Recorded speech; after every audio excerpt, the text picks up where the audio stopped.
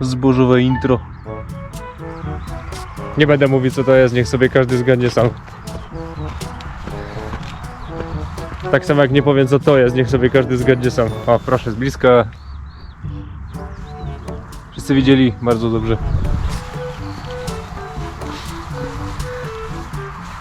Numer 1, numer 2. Proszę o odpowiedź w komentarzach, ja odpowiedź znam.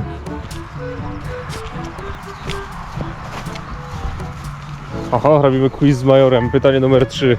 A jakiej rasy jest major? A to było akurat bardzo banalne.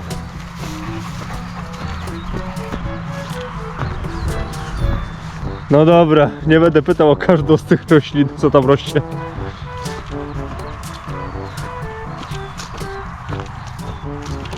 Major, idziesz się bawić w rolnika? Tak, wróć ty, bo tam cię potem płot zablokuje. Buszujący w zbożu. Ale nie posionym. I rosnący w dodatku. Takie pola i lasy to jedna z najlepszych miejscówek dla majora. Wszędzie jest tyle bodźców, które go przyciągają.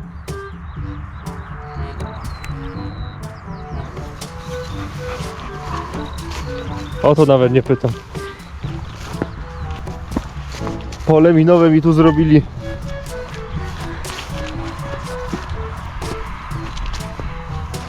Major buszujący w zbożu.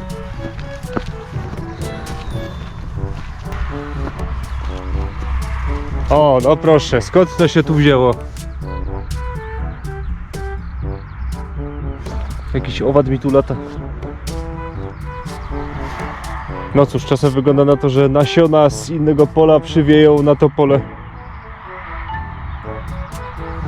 No to 4. A co to jest?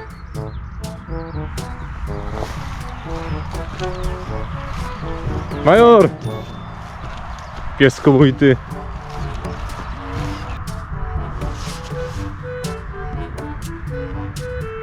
Albo nie. To może być za trudne. O, to będzie łatwe. Numer 5. Co to jest? Major, nie dotykaj tego. Od tego się lepiej trzymać z daleka. No, to podpowiedziałem, że jest to trująca roślina.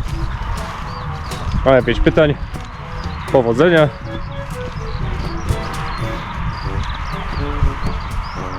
Udało mi się nie wykrakać po drodze odpowiedzi. No to dzięki za obejrzenie. Do zobaczenia następnym, mam nadzieję, ciekawym razem. Na razie.